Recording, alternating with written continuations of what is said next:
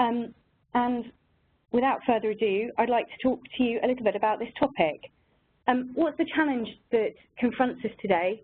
Well, there's a huge and growing volume of cross-border work. There are a wide and growing range of circumstances where we need to partner with others to deliver a solution for our clients. And whether we're in-house or in private practice, advisors increasingly have to reach out to experts in other jurisdictions. That may be because they're colleagues working as part of the same organisation, or more generally, it might be as part of a formal network or panel, or they may be ad hoc external advisors. All of this work takes place against a very complex legal backdrop, and of course, we can't forget that all of these interactions take place in a cultural context. How do we go about getting the best out of those situations? Well, today I'm joined by a very distinguished panel who have got a huge amount of experience across all of these areas, both in private practice and in-house. So allow me to introduce Deepa Tharmaraj. She is the Legal Director for Middle East, Africa and Turkey for Dell. Deepa has a 15-year track record across the telco and IT industries in the UK and the Middle East, and began her career at British Telecom before moving to Dell in 2011. She regularly writes and speaks on innovation in legal departments. We're also joined today by Charles Martin. He joined Macfarlane's in 1983 and became senior partner in 2008. He's a very highly regarded M&A and private equity lawyer and acts for both sponsors and corporates. Much of his work is cross-border in nature, and he writes and speaks on law firm management issues with a particular focus on collaboration and client service. We're also joined by Martin Walker. He's head of securities tax from Deloitte. Martin specialises in managing the key tax risks arising in relation to holding and trading capital market securities globally. He was formerly a mere tax counsel for Citi, and he coordinates cross-border advice and leads on multi-jurisdictional projects. He's just come back from a session advising the ECB on tax obstacles for financial institutions in cross-border M&A. And finally, I'm joined by Laura Marianello. She is one of our senior international know-how editors at Practical Law. Laura joined Practical Law in 2016, and in her role as Executive Director at Morgan Stanley, she advised on a diverse range of UK cross-border and international projects, transactions, and day-to-day issues. Welcome, all of you. Thank you ever so much for joining us today. Kicking us right in at the deep end, when we're thinking about getting the best from our international local counsel, the first question is, who have we gone to for our advice? So, Charles, let me kick off with you and ask, how do we go about finding the right expert?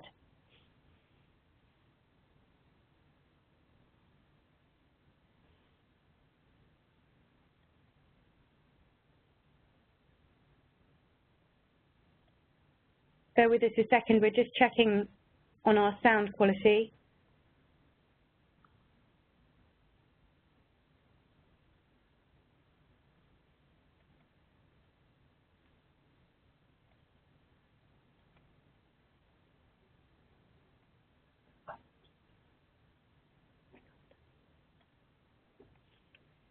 Charles, so kicking us off in the deep end, how do we go about identifying the right person for the job?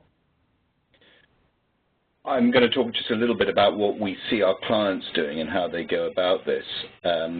But from our side, we tend to see them start with their existing relationships, particularly when they've got a panel. Most panel arrangements imply a degree of commitment to at least considering panel firms before going off panel for something very bespoke and very a la carte.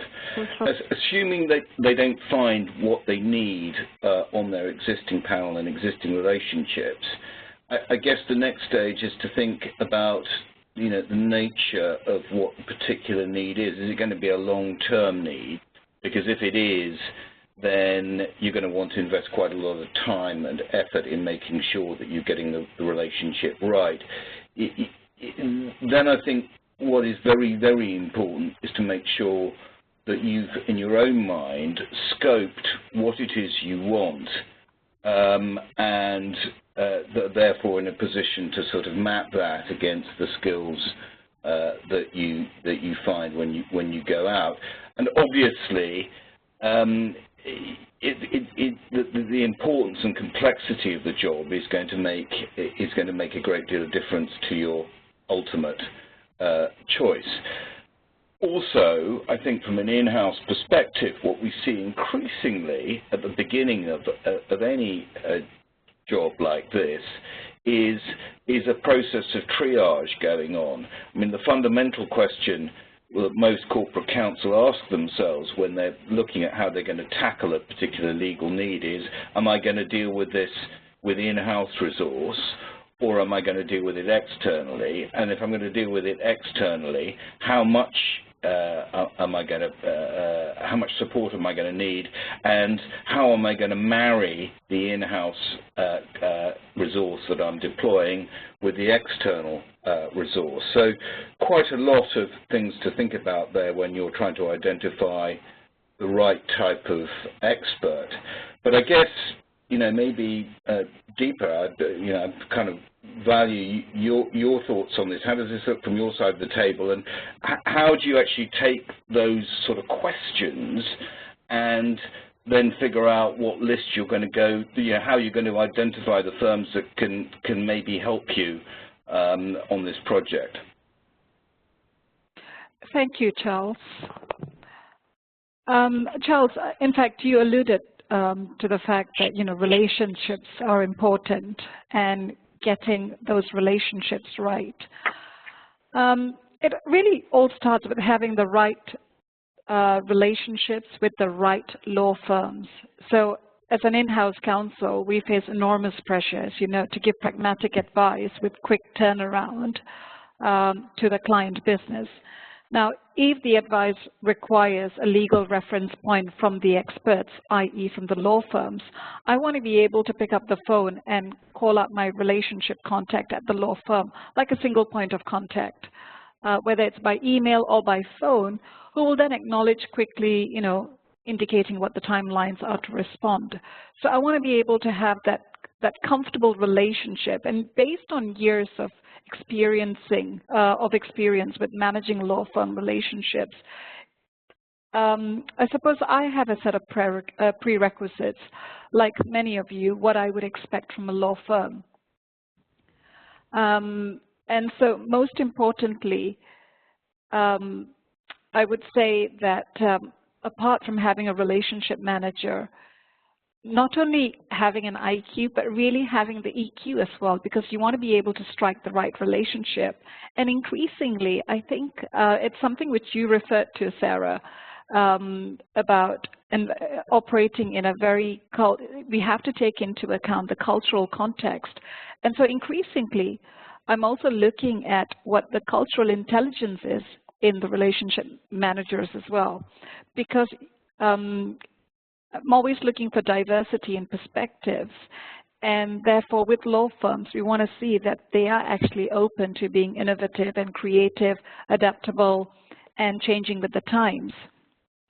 So in answer to the question, really what tools are useful in identifying the right law firms that we work with, so that we strike the right relationships and set the expectations and ask the right questions, going back to Charles's point, is I'm not sure I would start with a directory, although I think the directories can always help us with validating the credentials of the law firms or the lawyers we want to work with. But over a period of time, I really attend. I mean, it's very difficult with time constraints, but we have to make the time and effort to attend industry events or legal firm seminars and conferences and build relationships and really connect, keep up with those relationships. And I think LinkedIn really helps, because you can actually do low touch in terms of keeping in touch with those connections that you've made from law firms. And if the law firms, some law firms, they reach out to you, cold calling, saying, can we come in and make a pitch? I'm normally quite accommodating. I would say, yes, if you want to come over to the office, go ahead, come over. Because again, that enables me to assess law firms that I've never dealt with. And so over a period of time, I built that network. and it enables me to call upon them if we have to make assessments on, removing an incumbent law firm or looking for a particular expert on a project basis. And so time and effort is really required to build this network, but it really pays off in selecting the right law firm and to strike the right relationship with the law firm. Thank you. And so just moving us along then, having identified our law firm and worked through kind of to the kind of relationship we want, let's focus in now on putting our instructions to that expert. How do we go about that? Charles, how do we figure out what we need from our expert in the context of a particular instruction? I think it's really tricky, and obviously it'll depend on the nature of the job. Sometimes you won't know. So, for example, a problem that you've got with a contract may start out as a simple piece of advice, but could become contentious. So I think, to some extent, it's really important to scope it. On the other hand, it's really important to look forward and see what kind of things might crop up in the future and make sure that in your choice of firm, you've built in enough flexibility to deal with the unexpected.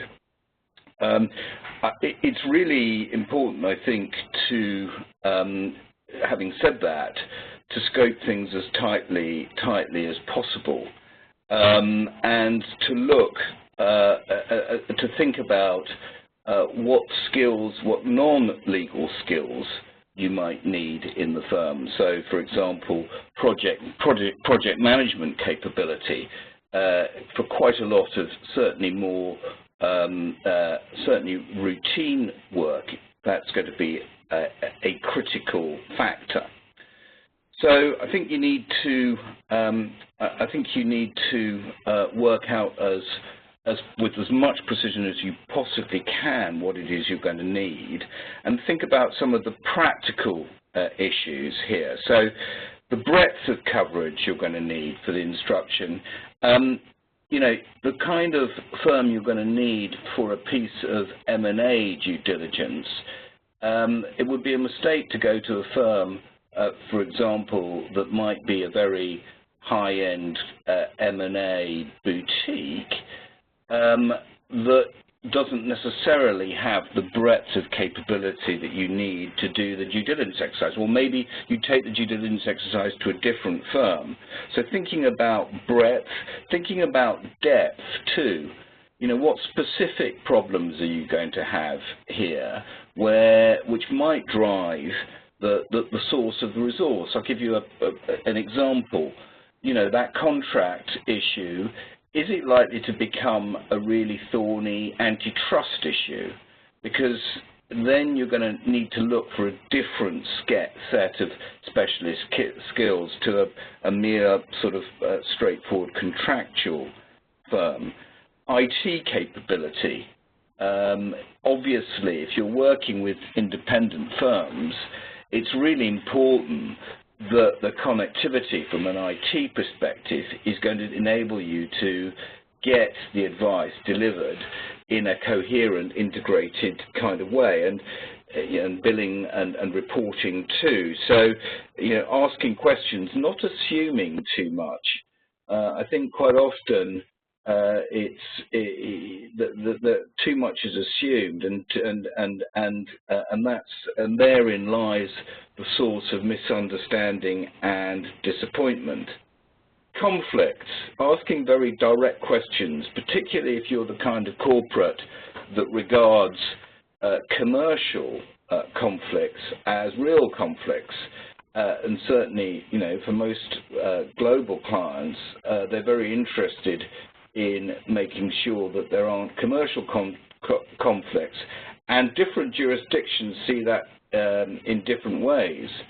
And asking very specific questions and listening carefully to the answers is important. And a sort of related point will be compliance processes, client acceptance. Is the rigor, are the processes there in a way that make you feel comfortable working with this firm. So those are kind of both the sort of scoping and I guess some of the practical issues that you'll want to understand at the beginning. Thank you, Charles. And I think, Laura, you had some points in this area around how that played out in the context of the financial services industry in particular, and across kind of quite a complicated kind of group structure. Is now a good time to? Yeah, sure. I think that Charles made very good points, and also Deepa before, in trying to identify the appropriate counsel. First of all, you will need to understand whether you are carrying out this exercise in terms of reviewing your existing panel, or whether you want specific advice in relation to a discrete issue or a long-term project, for example, an M&A transaction, or on an ongoing basis for a specific matter.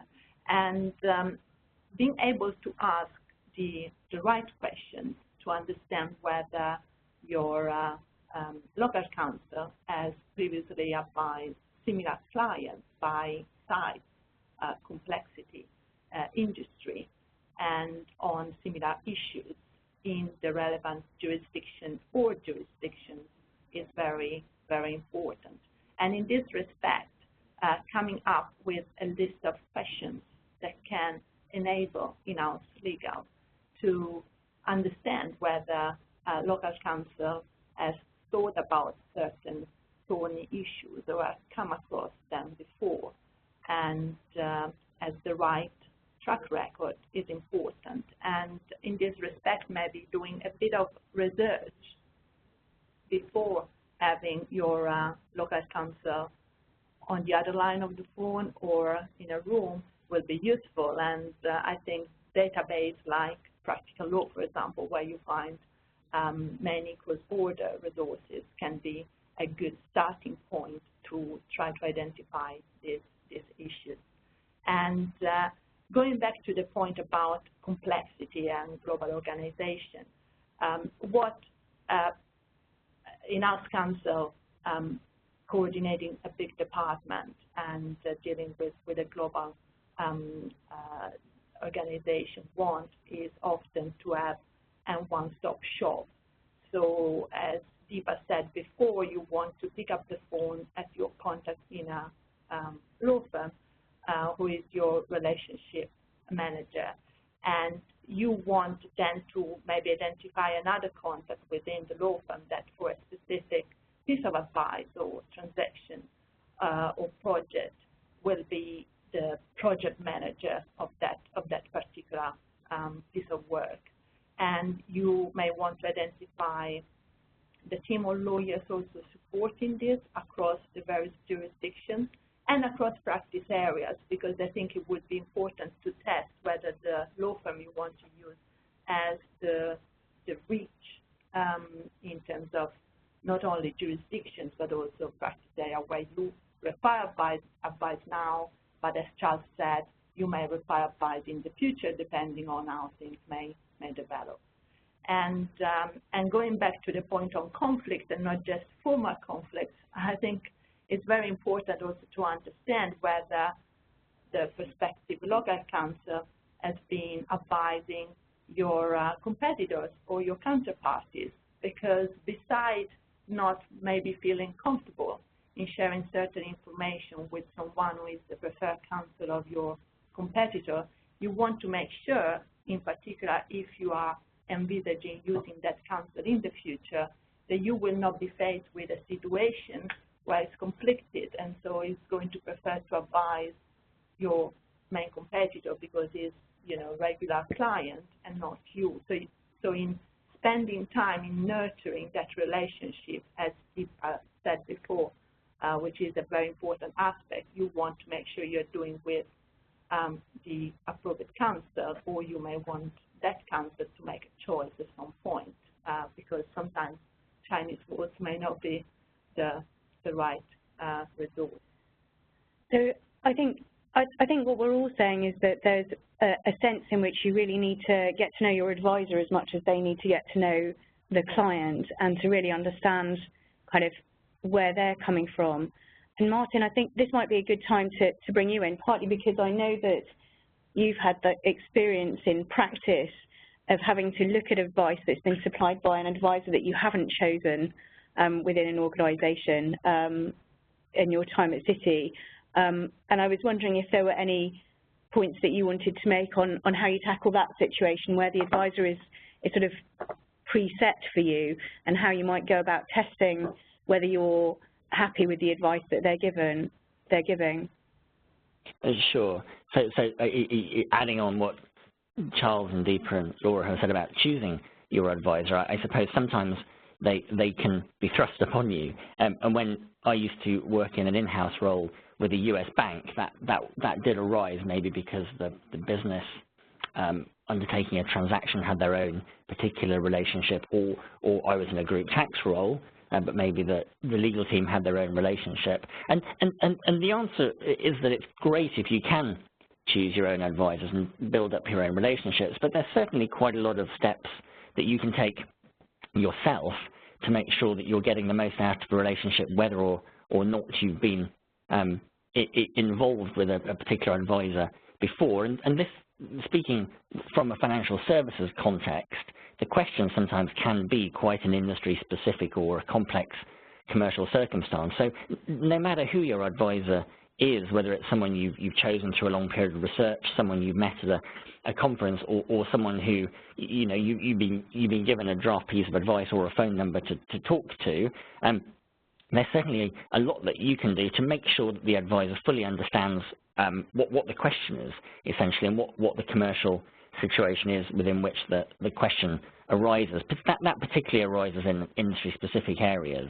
So I think, whether you've chosen your advisor or not, there are certain core project management things that you can do. And you should do this irrespective of whether you've got a pre-existing relationship or not, just to avoid the advice being given in a commercial vacuum, because you want to avoid a scenario where the advice arrives late and misses the point because the advisors are not familiar with exactly what it is you're looking for or what the client's underlying question is, and they've actually spent half the time figuring out what's going on, which has significantly reduced the amount of time available to actually provide the advice.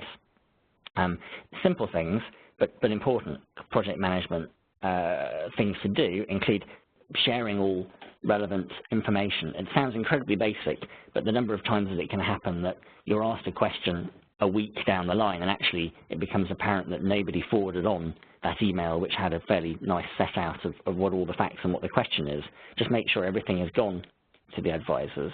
There's potentially also a role to play in educating your advisors with respect to the specific commercial scenario within which the question arises, particularly if it's industry specific, such as in financial services or energy or whatever, and also explaining why you're asking the question and what the advice is going to be used for, which can help advisors better tailor their responses to your needs, and as I say, avoids the advice being given in a vacuum. So there's definitely steps you can take, particularly important if you don't have a pre-existing relationship and you can't assume any knowledge at all of your organization or your client's organization.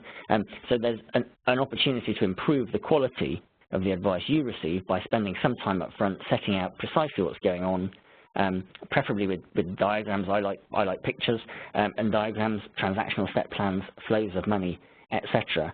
I think that's time well worth spent up front. And in my current role as a financial services tax advisor, we have to deal with this all the time, as financial instruments can typically be issued in a whole number of different countries, so a project is unlikely to involve something relating to just one type of security. It can involve securities issued in 50-plus markets.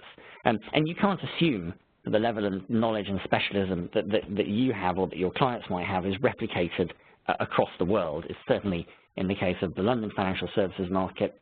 Sure, there are other countries where a similar depth of knowledge will arise, but you can't assume that. So it's important that, I think, especially if you don't have a pre-existing relationship, but even if you do, make sure that everyone knows exactly what's going on. So I'd sum up by saying it's time well spent, and overall it's more likely to be efficient. Certainly providing information once, particularly if it's to multiple advisors, than it is to answer that same question a whole bunch of times during a project. And it helps to meet deadlines and improve the overall quality of the advice to invest a little bit of time upfront, not just getting to know your advisor, your counsel, but also sharing all the information which the international advisors might find helpful. And if you've got an idea of what that should look like, don't be afraid to produce something yourself that will help everyone involved in a cross-border project to understand precisely what the facts that they're advising on are and what the advice looks like. You know, there could be a precedent answer that you could knock together, maybe if it's just in Q&A format, but being clear about the level of detail you're looking for with respect to each aspect. And the greater number of countries involved in a particular cross-border project, then the more this time spent up front explaining and assisting the advisors will be repaid, I think, over the course of the overall project. So, I mean, we've figured out who our advisor is, we've got to know a bit about them, and we've established that we're happy that they have got what it takes to tackle the instruction. And then we spent a little bit of time in figuring out what the instruction is so that the question that goes to them is the right question in the right context. I think the next point to kind of move us along to is what that working model looks like as they are working through, be it a one-off piece of advice or an ongoing transaction or an ongoing relationship. And Laura, I think you had some just practical points around putting the relationship onto a sound footing and things that you'd found had worked for you that would be a good point to maybe run over. Absolutely, and I think this links back to what Martin has just said in terms of spending some time in educating, if I can use this word, this terminology, your outside counsel, your local counsel. And I think it's very important, and it pays back, in fact, in the long term, to make sure that local counsel becomes familiar with the client's business and organization. And in this respect, I found that providing counsel with some guidelines that highlights what counsel should consider and whom they should contact within the organization from a decision-making point of view and for other issues is crucial. And this is particularly helpful in complex organizations, organizations that have maybe part of the business regulated and regulated in more than one jurisdiction. And I think this is very important because it may provide local counsel with information that he or she will not have otherwise. For example, understanding which kind of internal compliance procedures certain contractors or agents may need to go through, and who they should be in contact with in relation to tax issues or finance issues or insurance issues and so on. And this is particularly important because the people with whom local counsel may be in contact on a day-to-day basis may be not the people who are entrusted with certain decisions. So it's very also important for local counsel to understand the corporate group structure and to respect it, because this may have corporate governance issues or may undermine the tax structuring of the group or the relevant transaction local counsel is advising on. So these are some aspects that in practical terms may also be evidenced by having local counsel working on an SPA containing an insurance clause, which may look perfectly sound according to local law, but may not be compliant with the insurance group policies. So local counsel should check this with the people internally who have an oversight of these policies and can advise whether the relevant clause is in line or not. The same in a joint venture agreement, for example, which contains clauses about appointing agents locally. Again, the clause can be perfectly sound and compliant with local law, but may not be compliant with internal anti-corruption related policies with which the local entity needs to comply because of belonging to another entity within the group that is subject to the relevant provisions that may have an extraterritorial reach, like the U.S. FCPA, with whom we are all familiar. So providing these guidelines will be very useful.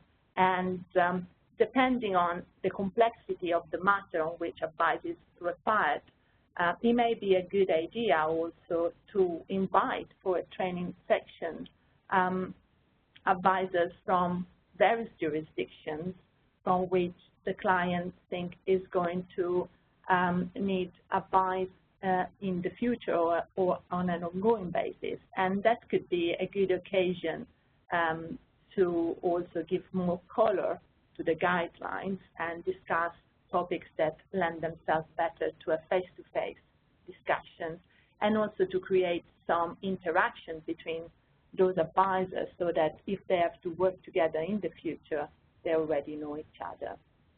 So these, I think, would be useful practical tips. And I think, Deepa, I think that you had an experience where you had invited a number of firms to come in and learn a little bit about your legal team. And I know we were going to talk about that in a moment, but I think it's a good point to sort of to mention that. And did you find that session was a useful way of sharing information about what your needs were? So the way in which we did that was because I think with, sorry, I just need to gather my thought. I was looking at Suzanne Young's question, and I wasn't sure whether I answered that question, or were you planning to take that later? We'll take through those later. Later. Correct. Yeah. Yes. So what's important is, again, working with a law firm. The law firm is open to ideas around bringing together different legal counsels from different legal departments to come together perhaps around a round table, because it enables us to discuss and exchange ideas. So if we're talking about taking a fresh approach to RFPs, or if we are trying to get the best out of a law firm, then how I would do that really is when I step into a new role, there are already law firms that, for example, we've been working with, and there is always a natural tendency to work with a law firm, to work with a law firm with whom you've got a personal preference. But if there are already incumbent law firms, and if you think that there are challenges working with the law firms based on historical data, it's important to really take a stock check of that relationship and see how you can really turn around that relationship. You will take into account the feedback from your predecessor, for example, and from your business clients who've worked with that law firm, taking into account all the different feedback. Then I think it's a case of looking at how you can turn around that relationship, because you really want to make it work. You want to improve that relationship. And as a company, we were on that trajectory where we were looking to really grow a very innovative legal department as an in-house legal department. And so in a similar vein, what we were trying to do was, if we are going to try and make this relationship work with a law firm, then we want a law firm who was joining us on a similar journey. So in fact, what we did was we asked the law firm, we told them, look, if we had a crystal ball today, what would your law firm be like in 2020? And so we felt that if this law firm wanted to keep that business that they've had with us, let's say the last 10, 15 years, then they really had to meet us where we are today, because we felt that as a legal department, we were doing everything we could to become, more efficient, increase our productivity, bring in more innovative ideas, look at different ways of doing things in a faster way, cheaper, and extract some maximum value possible, not only from our in-house department, legal department, but also from our outside counsel. And at that point, what we really wanted to test with that law firm, the incumbent law firm, was to really see whether they were listening to us. Because as far as I know, most law firms have got the client listening program. So we were really testing out to see whether they were listening to what we wanted.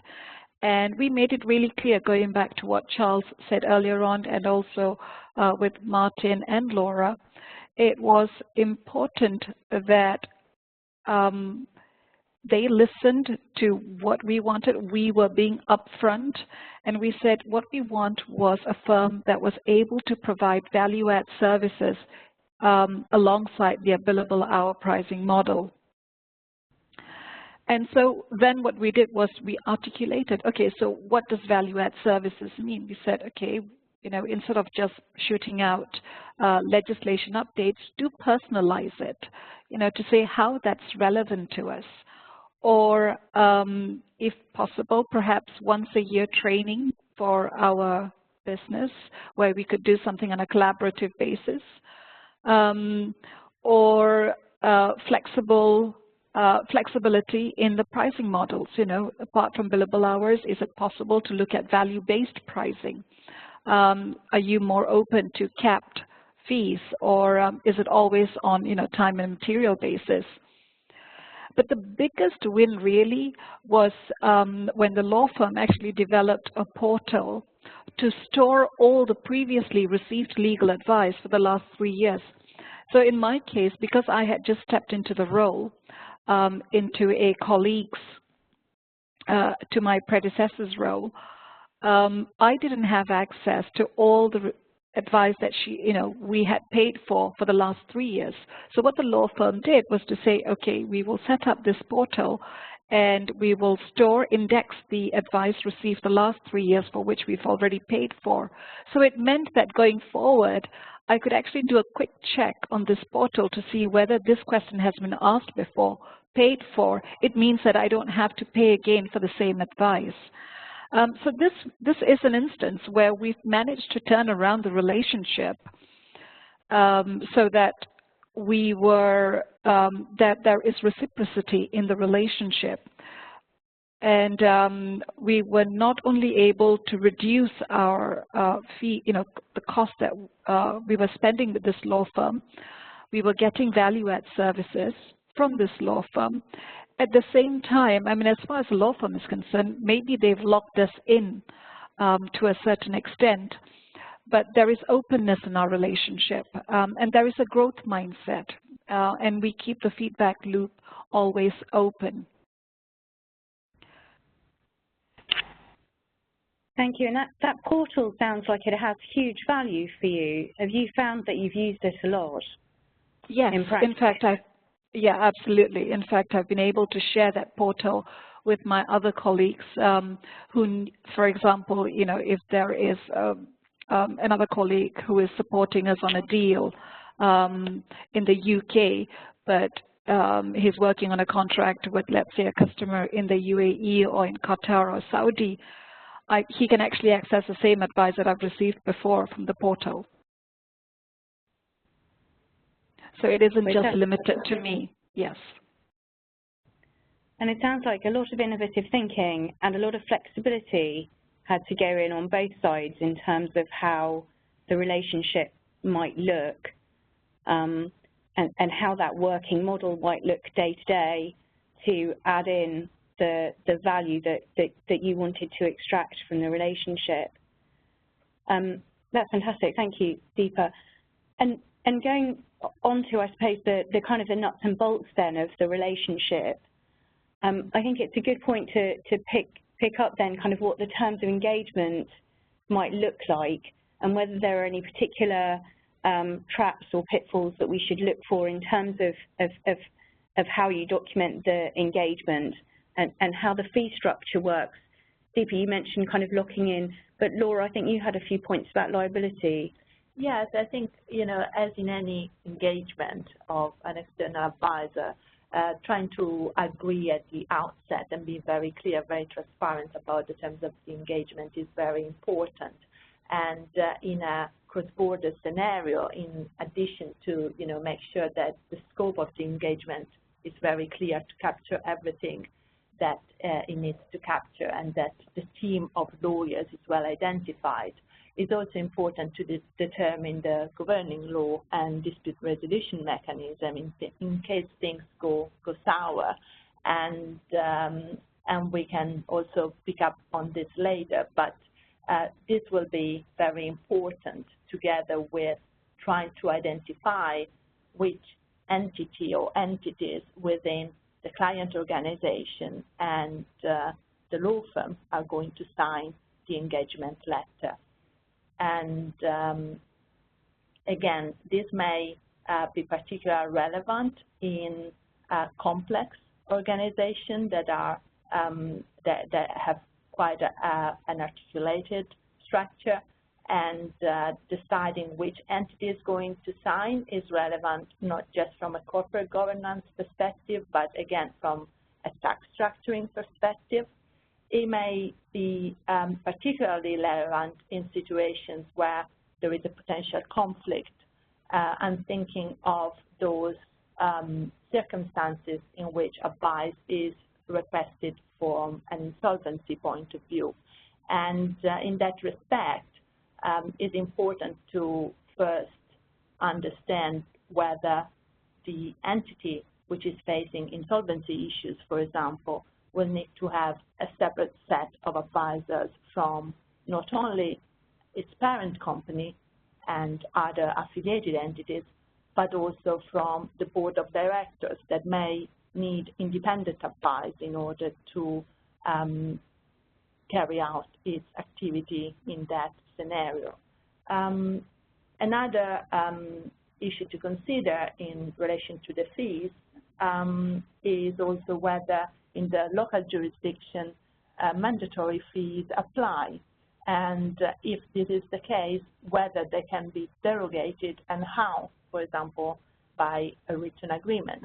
Again, this can be relevant in the event there is a dispute with local counsel about the determination of the fees, and in the event they have not been agreed in writing, then mandatory fees may be applied automatically as a result of the local law.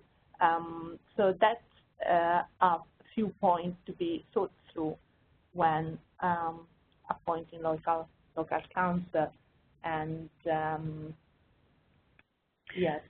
Well, I think that actually segues us very nicely into one of the final questions we were going to look at, which is, you mentioned disputes with local counsel, and we were going to talk a little bit about what to do when things go wrong. Charles, I think you had some very interesting thoughts in this area about what tends to go wrong in these relationships. Well, as per the slide, the watchword is communication. And I think, the origin of a failure of communication lies in a failure to have built the relationship and manage the project effectively. So in other words, it's sort of a result of not getting all the things that we've been talking about right. It's, quite often, if it's a long-term relationship, the empathy just won't have been developed. They'll have built, over a period of time, the channels of communications won't have worked. So, the idea of the portal is clearly a great idea, because communication isn't just about, it's about communicating in the right way. Everyone can communicate these days, but to communicate the large volumes of information that could be relevant in a way that is thoughtful and tailored and targeted So you need that empathy of relationship. You need a frankness in the relationship, and I'll come back to that when I talk about how you salvage it. But you know, these days, successful professional relationships need to be frank and need to be open, and it's not just about asking the right questions. It's about listening to the answers, and it's not just about listening, it's about then doing something about it. So, you know, I think Deepa mentioned client listening programs. Well, frankly, getting the front end of that right and talking to clients, listening to the answer, that's a fraction of the real challenge, which is actually changing what you do in response and actually showing you're the kind of agile organization that can tailor things to client needs. And collaboration. You know, I think there's a lot of focus within law firms now about collaboration, internal communications. There's not enough insistence on the part of clients that the relationship needs to be genuinely collaborative. Investing in the way that Deepa described in communicating the values and the priorities of the organization is absolutely invaluable and will tend to result in things being less likely to go wrong. And communication not just bilaterally between client and law firm, but also between the law firm and other law firms involved and other professional advisors. You know, quite often where something has gone wrong, it will be because something slipped between the cracks, and insisting on collaboration across the project is going to minimize the chances of that happening. What do you do to salvage it? Well, I think from the point of view of the law firm, it's absolutely critical to be very honest and to make sure that the relationship is sufficiently open, that you level with the client, and the client insists on that openness, and that there isn't then a witch hunt. There's much focus on making sure that it doesn't happen again, that insofar as there is damage or something has gone wrong, that the focus is on working effectively and collaboratively to put it right, so that there's a real commitment to change, and that from the point of view of the external advisor, that you're very clear with the client why it is that you can continue to be trusted. If something has gone wrong, what is it that you're going to change? Are you going to change the team? You're going to work in a different way? Why, as a client, should you be confident to continue with this arrangement? And then finally, and obviously and most tangibly, you know, is there going to be some adjustment in the fees? Is there going to be some tangible recognition that something has gone wrong and a commitment, a tangible commitment to salvaging it?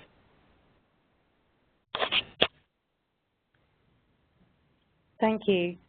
I mean, I think that's a good moment to ask, you know, for whether anyone else on the call has any perspectives to offer on kind of what has worked for you when things have gone wrong. I don't know if any of you had any points that you wanted to make on that. If not, I think we could move on to talking a little bit about the technical points around who the client is anyway. Yeah, I think as we discussed previously, identifying the client is very important from a corporate governance and structuring perspective in a conflict scenario, and also when things go wrong. But there is also sometimes a challenging relationship that may develop between the local business unit, local counsel, and in-house legal. And this is particularly the case where the interests of the local business units are not fully aligned, at least partially, with the group corporate interest that in-house legal should look after. And in this context, the position of local counsel may be a bit uncomfortable or a bit tricky, especially if the relationship between the local business unit and local counsel is very close. And in this respect, I think everything has been said before is very important in terms of creating a relationship between in-house legal and local counsel that enables in-house legal to manage that potential conflict.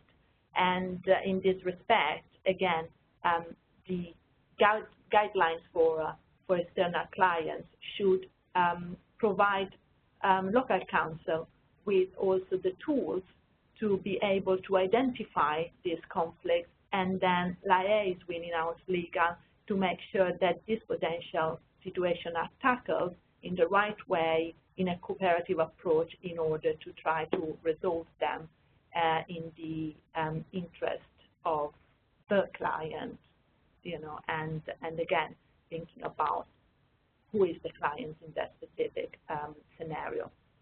So I think that is one aspect that is very important, and in this respect, nurturing the relationship through regular meetings with local counsel as far as possible, or catch-up calls is the way to do it.